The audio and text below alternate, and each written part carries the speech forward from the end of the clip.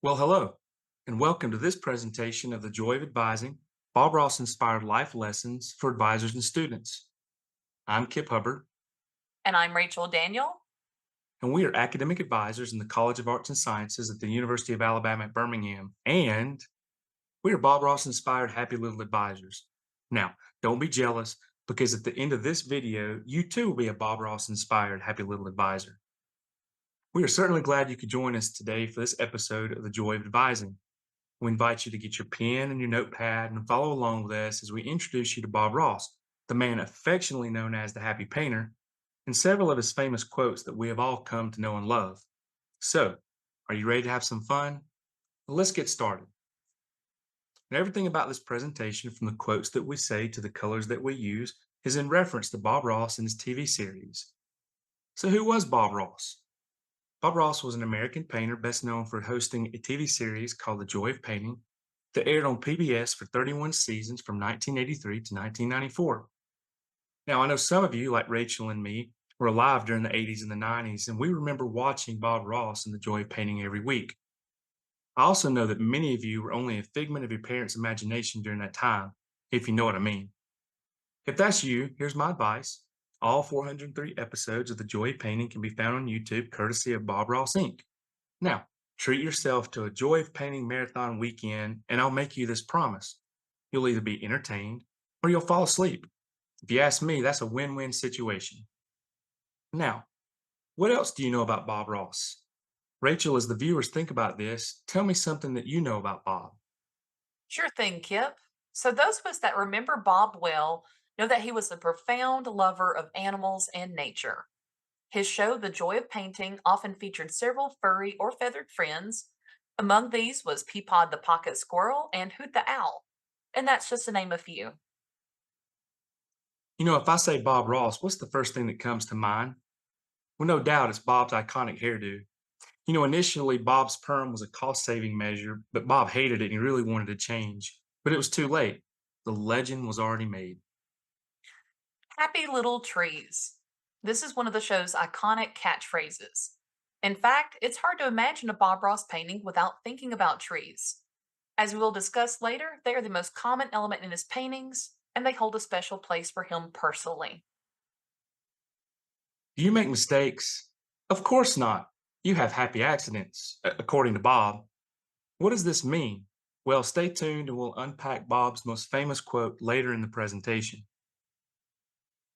It's hard to imagine for those of us that know him as the happy painter, but Bob was once a master drill sergeant in the U.S. Air Force.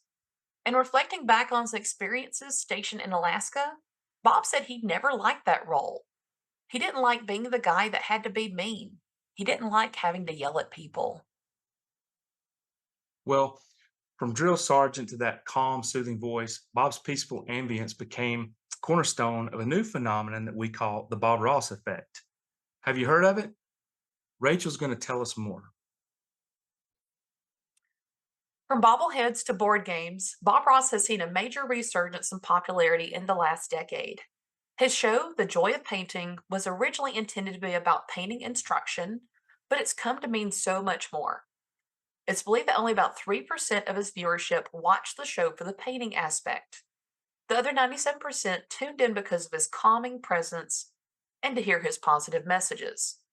If you've ever watched the show, you probably remember being mesmerized by just how comfortable you felt listening to the sound of Bob's voice or seeing his paintbrush go tap, tap, tap on the canvas. It wasn't until recent years that we actually had a name for this positive physiological response: ASMR, Autonomous Sensory Meridian Response. If you've never experienced ASMR, it's triggered by certain sights and sounds. It starts with this pleasant tingling sensation in your head that moves down through your neck, into your spine, and finally to other parts of your body. What's important to note about ASMR is that the person making the sounds is a major factor. The sensation is particularly triggered by someone with a kind or caring demeanor that is providing positive personal attention. Now, where else do we see this dynamic play out? That's right, advising. More than just how Bob Ross says things, It's what he says that has made such an impact on his audiences. As Kip will explain, this is the focal point of our presentation, the life lessons in the words of Bob Ross.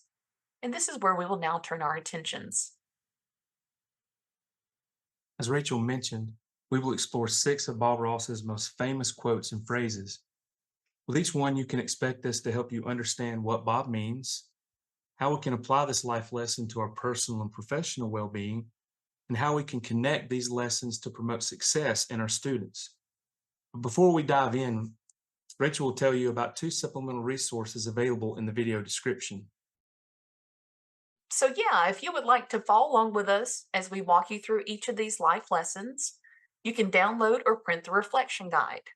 There will be some key intervals where you can pause this recording to briefly reflect on the meaning of each and how you can apply them to your life. We also have a downloadable and printable handout that can serve as a visual reminder of the lessons from our presentation. We hope that you'll find both of these tools useful. So, without further ado, let's get started with our first life lesson, the blank canvas. The first thing that we see in almost every episode of The Joy of Painting is Bob standing in front of a blank canvas, getting ready to paint a beautiful landscape. I think we can all identify with the blank canvas. We've all been faced with this feeling of getting started, of weighing choices, and having to make some pretty big decisions. I want you to pause for a second and consider how this notion of the blank canvas makes you feel. On one hand, you may feel excited for the opportunities it presents, but on the other, you may feel unsure or indecisive. You don't have to be a painter or creative type to find this process of getting started to be a bit daunting. We often feel that the choices we make in life, both big and small, define who we are, and that's for better or for worse. Especially if you have an analytical mind, you're an overthinker, or you're a perfectionist. Full disclosure, that's me right here. You may even get completely overwhelmed and feel stuck. Psychologists refer to something known as analysis paralysis or blank canvas syndrome. It means in the act of decision making, we overthink things. In overthinking, we start to doubt ourselves. And in that doubt, we can become unproductive. In extreme cases, it can even lead to complete inaction. Because we cannot make a perfect choice, we may choose to take no action at all. Now, that's not exactly a healthy way to respond, now is it? So, fortunately, Bob has a solution for us that can help us to overcome the blank canvas and to get unstuck. This allows us to create the life that we are meant to live. Let's see what he has to say. Maybe in our world there's a big foothill that lives. Make a decision, Bobby. There we go, right there. See, all you got to do is just decide. Because this is your world. You have total and complete power over this world. You can do anything. Anything that you believe you can do. All you have to do, visualize it in your mind. See it over and over. There. And what you can visualize and believe in, believe that you can do. You can do. I know you can. I hope you heard that part in the clip where Bob says, "Make a decision, Bobby." He is literally showing us his vacillation in his own thought processes. He shakes himself out of this indecisiveness by reminding us that we have total and complete power on the canvas. Throughout his show, Bob tells us that this is our world and that we're the creators. It's up to us to find freedom on the canvas. When it's reframed this way, decision making provides an opportunity for us to manifest our ideas and unleash our potential. Now, what you might not have gathered from the clip I just shared with you is this. Before Bob started any painting, he had a general idea of what he wanted his landscape to look like. He knew, at least in some broad swatches, the elements he wanted to include and the steps it would take to get there. In short, Bob was able to manifest his vision onto the canvas. Remember what he tells us in the clip. We have to be able to visualize it. We have to be able to see it over and over. We can apply this power of visualization and manifestation to our own lives by starting each day with a broad idea of how we want to paint our metaphorical canvas. What do you want to see in your world? What positive impact do you want to have on others? Who do you want to become? What is your legacy? Just like Bob, we can start with a vision, we can take the necessary steps, and here's the thing, we have to be accepting of those less than perfect outcomes along the way. We'll talk about those later. We call those happy accidents. The key here is that we have to be willing to put in the footwork. We have to be willing to try. Remember that Bob's paintings didn't happen by him leaning on his easel. Another way to manifest is to place reminders of our priorities and values in our physical space. An example of how I do this is by putting a vision board on my fridge at home. My vision board is a one-page printout that has visual reminders of my goals and aspirations for the next few years. Why on earth do I put it on my fridge? Well, guess what I go to every single day of my life? It's my fridge. If you were to visit my office, you'll see that I've put my advising philosophy and NACADA's core values on my wall. This is for me to see and for my students to see. And this may sound hokey, but I also have words of affirmation plastered all around my desk. You can do hard things. Trust the process. If you have your why front and center, you are much less likely to fall into the analysis paralysis trap. You'll begin to see that your actions will be aligning with these things. We can connect this to our students by helping them to evaluate their decisions and feel empowered by them instead of defeated. Now, you know and I know that our students are faced with a multitude of decisions, and this goes beyond just picking out their classes, selecting majors, or landing on a minor. As advisors, we can help them understand their why and articulate their values. So, how on earth do we do this? We can start by asking some well-framed, open-ended questions. When I know that a student has been weighing decisions, I like to ask, what are some outcomes you've considered? What is your biggest priority or concern? What are you looking forward to the most? Questions like these help our students to see the big picture and consider the end goal that they have in mind. It helps them cut through the noise that is so often decision making. As advisors, we are also in a unique place of being able to follow up with our students. If you know one of your students has grappled with a decision, ask them about the outcome. How do you think it went? Or how do you feel it went? Every word in your question is important because it will determine the kinds of responses you'll receive. I want you to consider your questions and how you're framing them very carefully. Now, this part is key. Regardless of the outcome, be sure to praise their process and their efforts along the way. They didn't get there through inaction.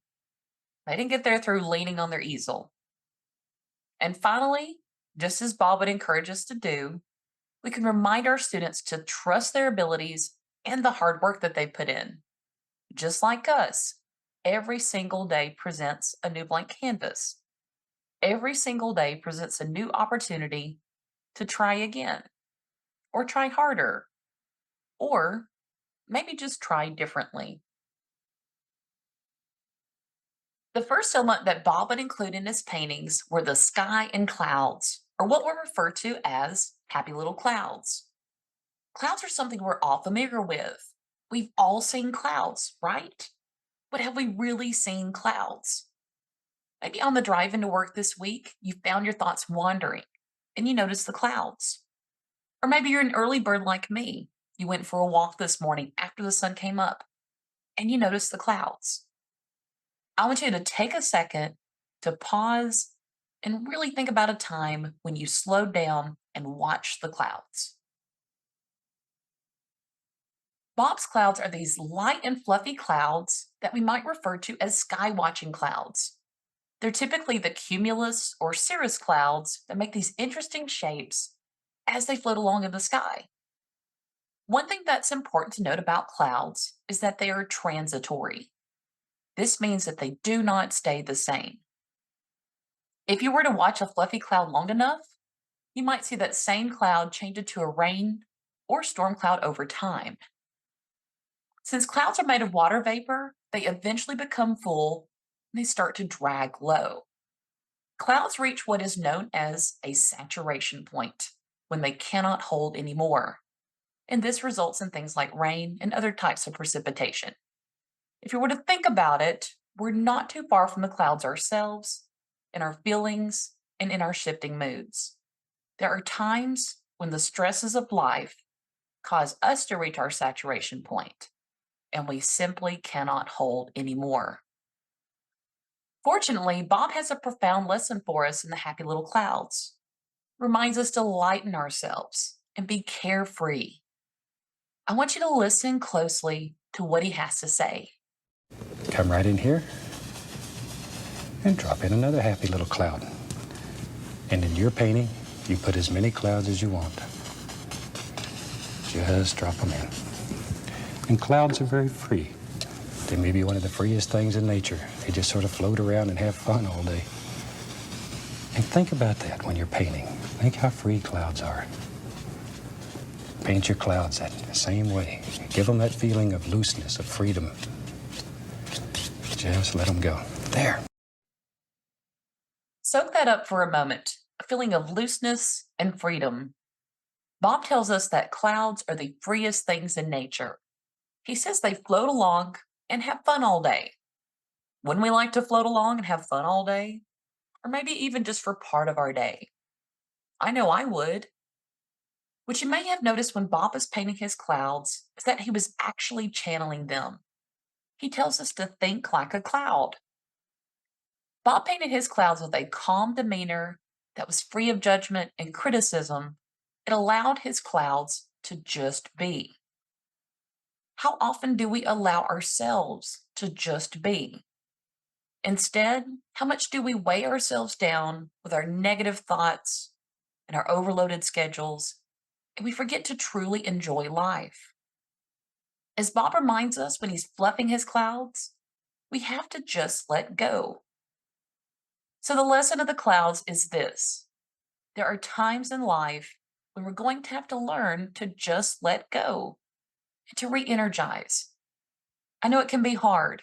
We get so busy, we have so many demands, but it's something we can all learn to do.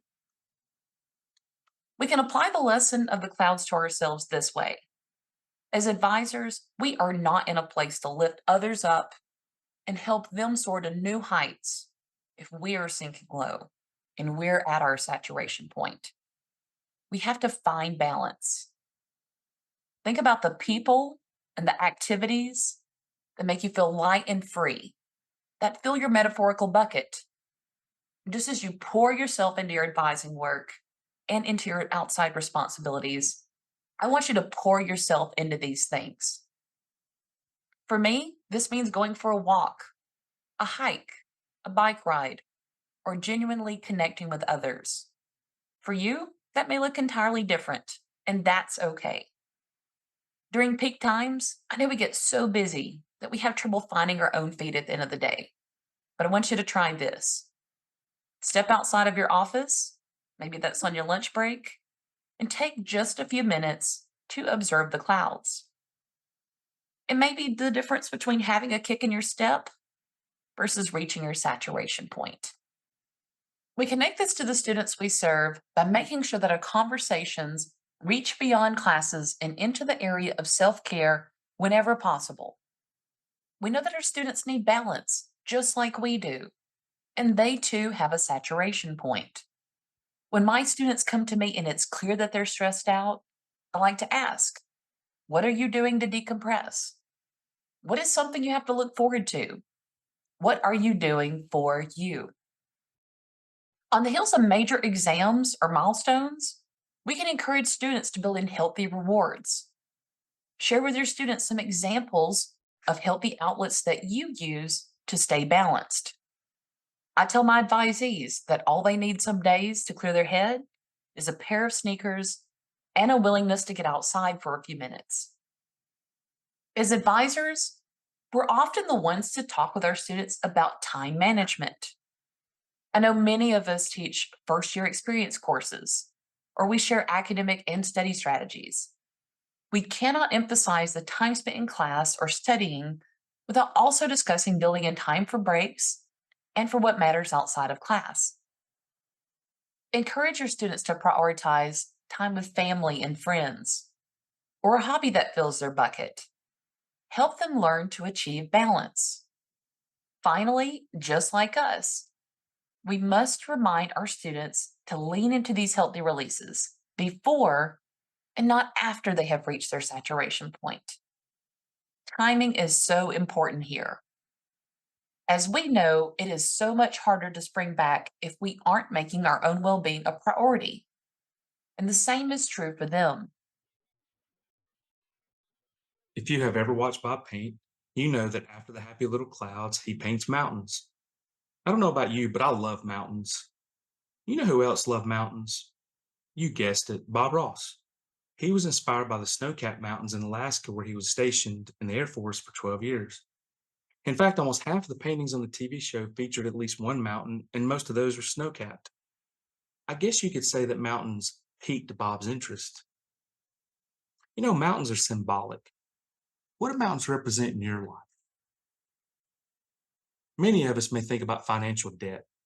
Debt often seems like an insurmountable obstacle, wouldn't you agree? Think of it in terms of spirituality. Mountains represent enlightenment or connection to God. What do mountains represent in advising?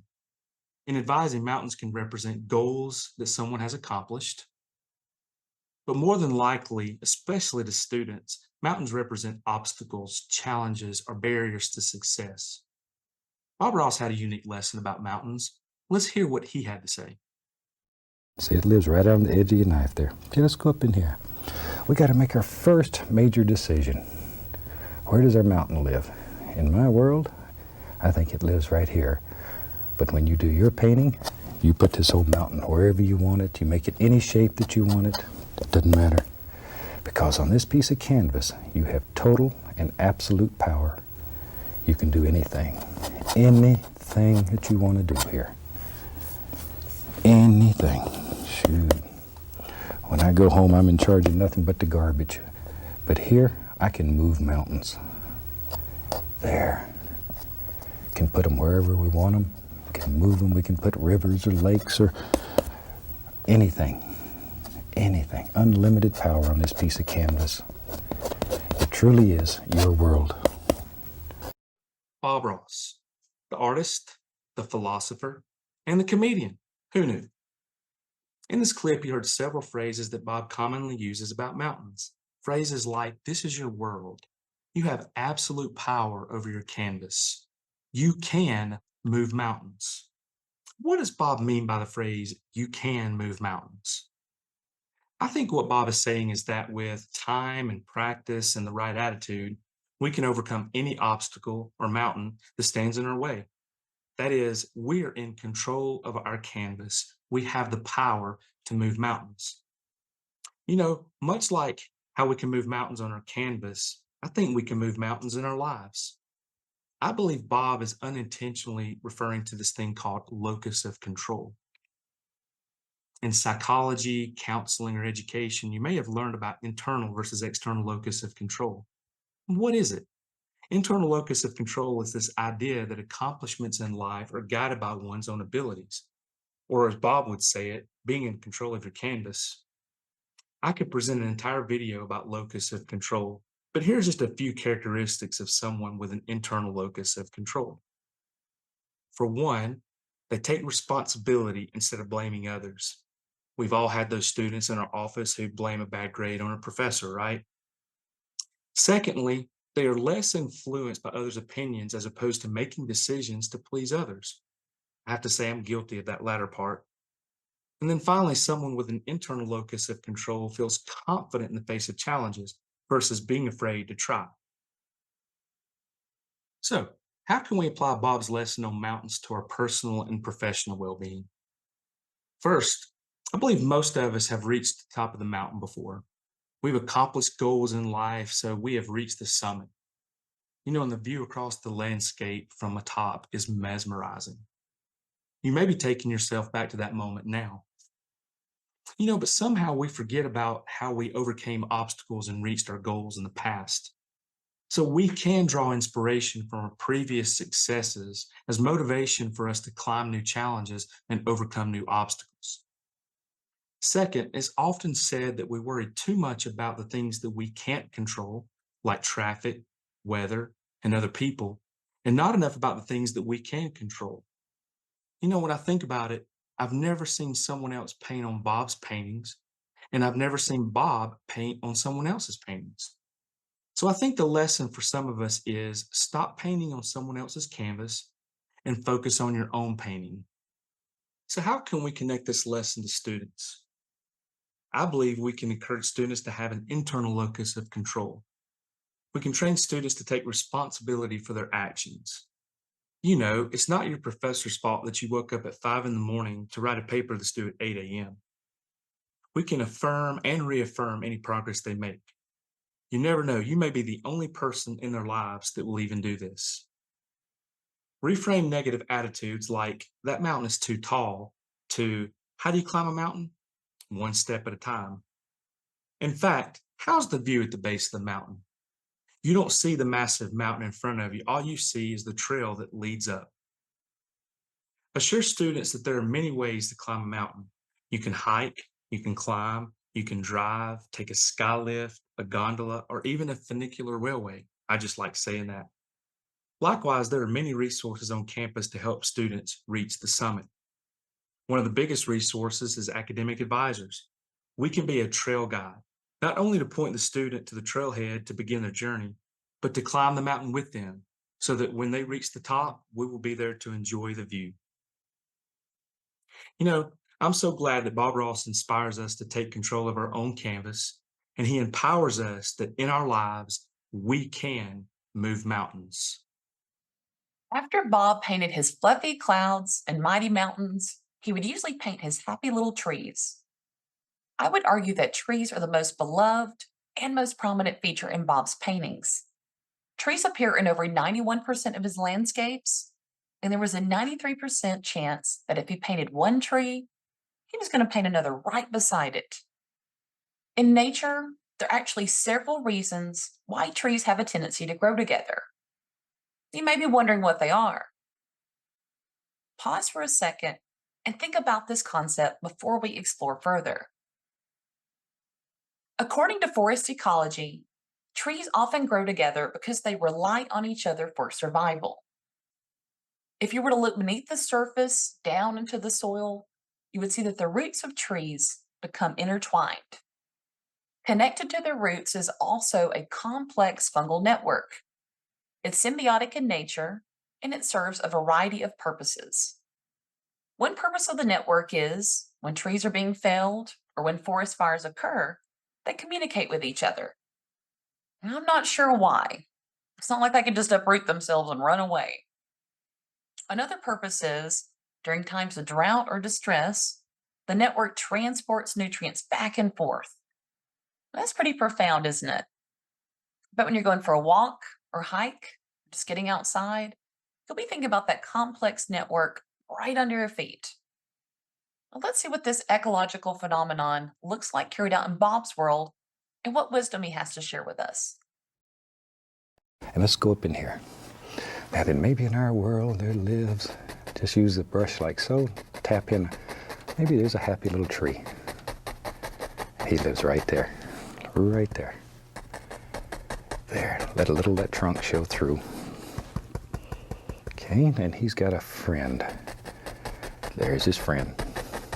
You know me, I think everybody needs a friend. Everybody needs a friend. I want you to absorb what Bob just said there, and he repeated it for us. Everybody needs a friend. I'm going to say it again so it really sinks in. Everybody needs a friend. We know that Bob loved nature. Whether he knew the reason why trees grow together, that's not important. What is important is this.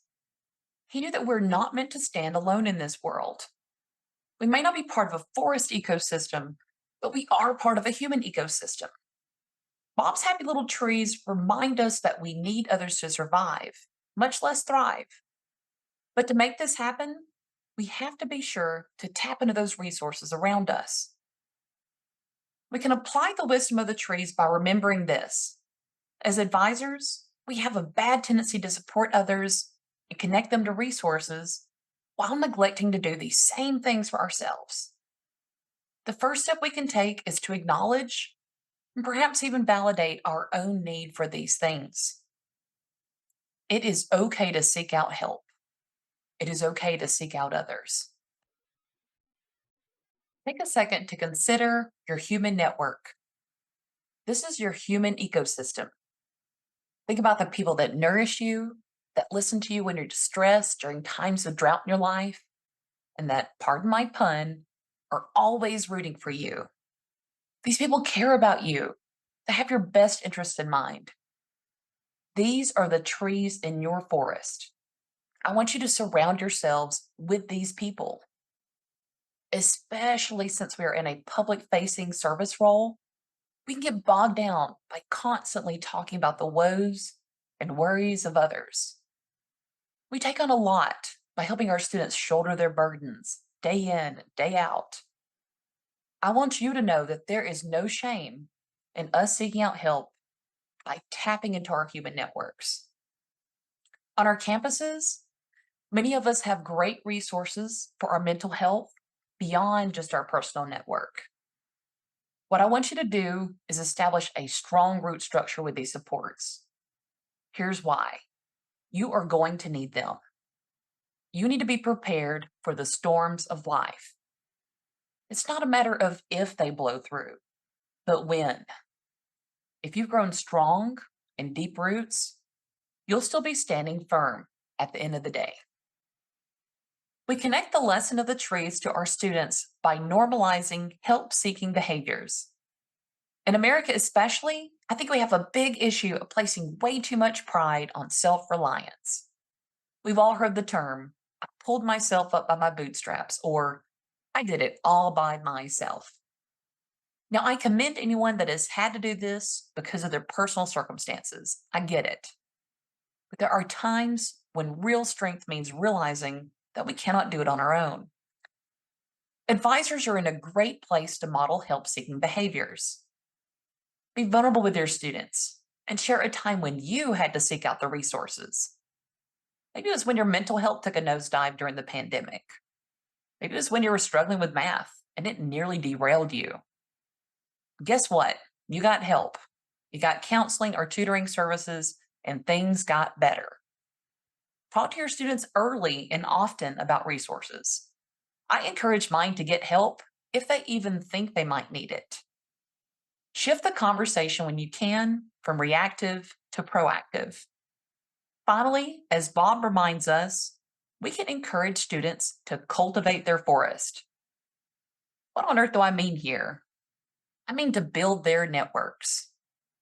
Retention studies tell us that the students that feel connected and supported on our campuses are the ones that thrive. I'm not just talking about in an academic sense. These are the future leaders on our campus. Suggest meaningful connections to your students and plug them into student groups and with mentors. Remind your students to plant themselves among the people that have similar aspirations and that can challenge them in meaningful ways. Just like us, they will need strong, deep roots if they are going to weather the storms of life. If you've watched The Joy of Painting before, you know that Bob would spend a lot of time on the clouds, the mountains, and the happy little trees. And then he would get this sneaky grin on his face, and he'd take a 2-inch brush and he would paint this gigantic tree down the center of the canvas. And you're thinking to yourself, what are you doing, Bob? You've just ruined the painting. And then he would giggle and he would say, this is your bravery test. Let's watch this clip of one of Bob's bravery tests. All right, I think it's time for a bravery test. You ready? All right, let's go into straight brown, that brown that we made. I'm gonna put a little black in there too. I want it dark and strong, a lot of paint on the brush. Whew. All right, here's your bravery test. Ooh, that's scary, isn't it? Isn't that scary? You worked on that so long and so hard, and then some crazy guy tells you just to draw a big old tree right there. 2 of them. I like 2. He needs a friend. I want you to take a moment and think about phrases that we use that are synonymous with bravery tests. I've thought about a few of those. Take a leap of faith. Shoot for the stars. Get out of your comfort zone. And then one that Bob used a couple of times on the show, don't be afraid to go out on a limb, because that's where the fruit is.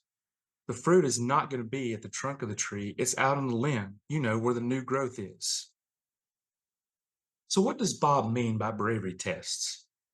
Simply put, I think Bob is saying that it's important to take risks and to test your boundaries. Bob knew a lot about bravery tests. He had his fair share for sure. In fact, the reason we are here talking about Bob Ross is because of the many bravery tests that he had. For example, he was a drill sergeant in the Air Force, as Rachel mentioned earlier. The one telling cadets to clean the toilets and scrub the floors and do push-ups. Can you imagine the Bob that we know with that calm, soothing voice doing this? I sure can't. One day he decided he was tired of yelling at people and he left the Air Force for a career in painting. And as you know, the rest is history. So how did Bob survive the bravery tests of life? I think Bob trusted that what he learned from trying new things was worth the risk of failure. Does that sound familiar? Yeah, I think Bob had a growth mindset.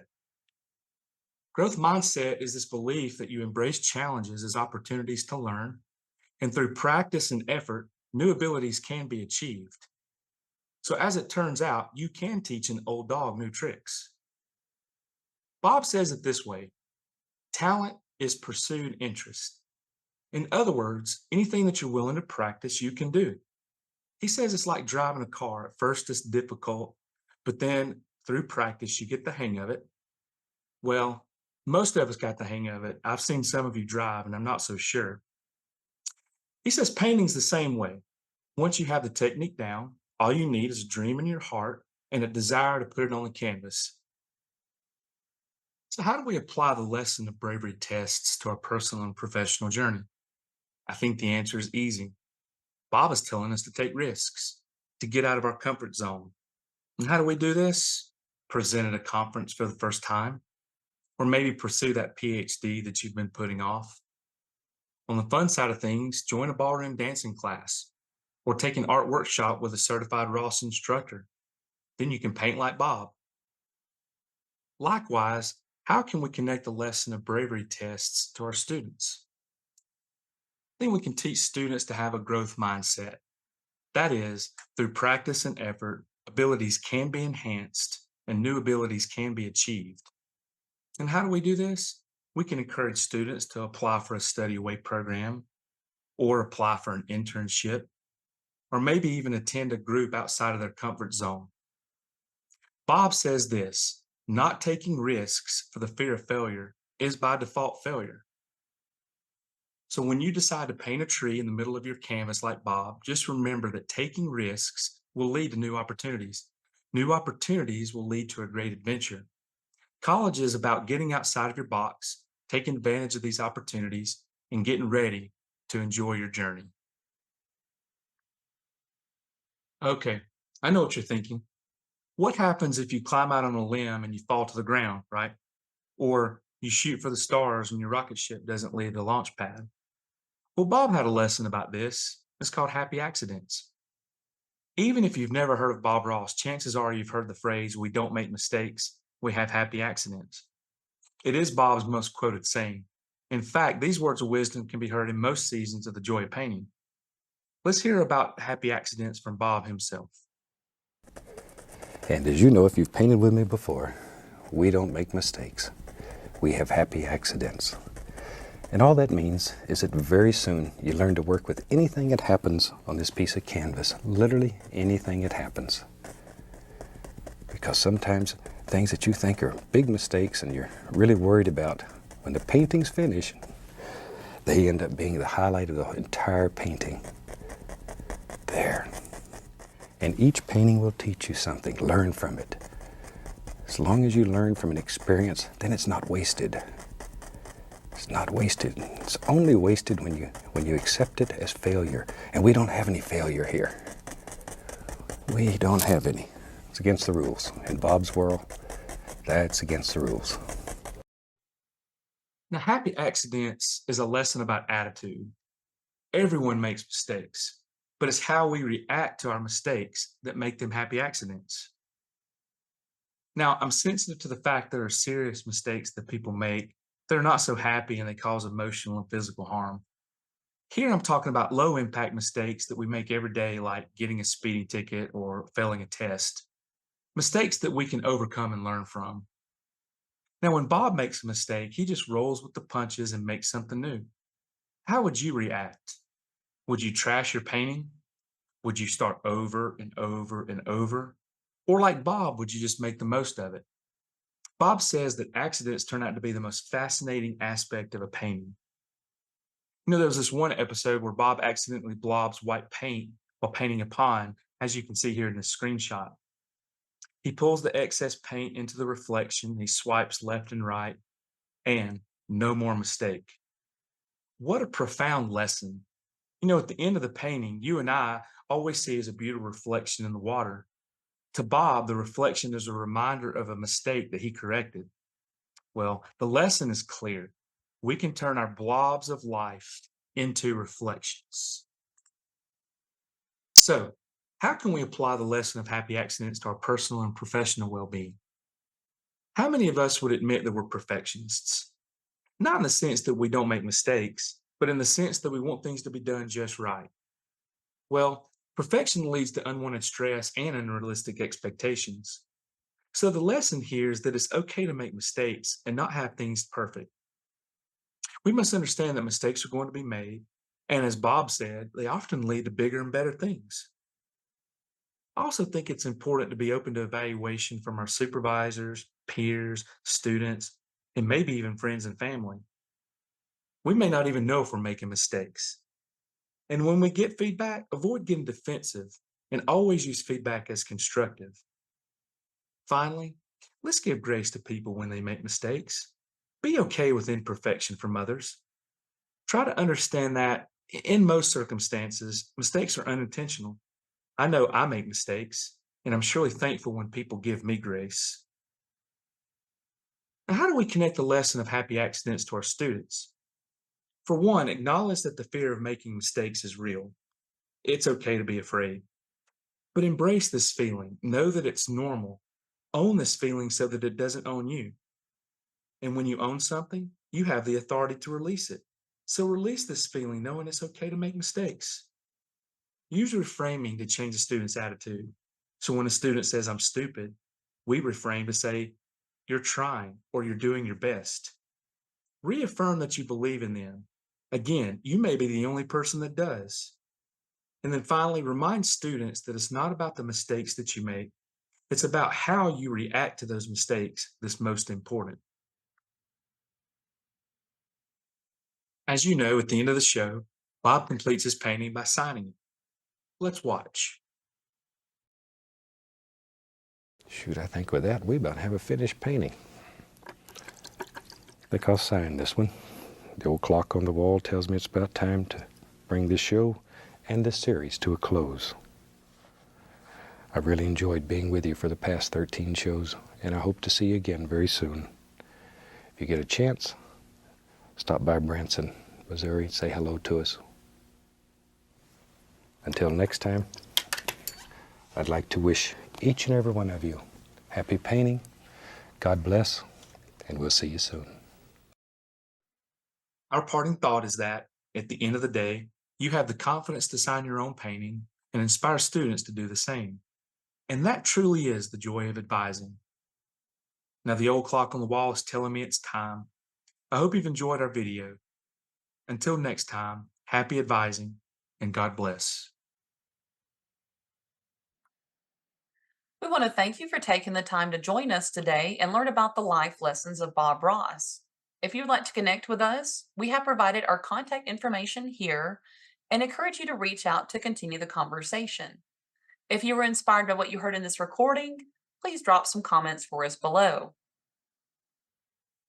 Speaking of inspiration, our project would not have been possible without Rob Perlman's book called Life Lessons from Bob Ross, Be a Peaceful Cloud. We only covered 6 of the many life lessons that Rob masterfully covers in the book. For further reading, scan the QR code for a link to purchase your copy of Rob Perlman's book. Other individuals that we must acknowledge for their support are Ron Scalzo, producer of The Joy of Bob Ross, a happy little podcast, Joan Kowalski, president of Bob Ross Inc., and Dr. Craig Richard, founder of ASMR University and author of Brain Tingles. Their contributions were instrumental in the creation of and success of this award winning presentation. Lastly, if interested, here is a list of our resources for further reading. Thank you again.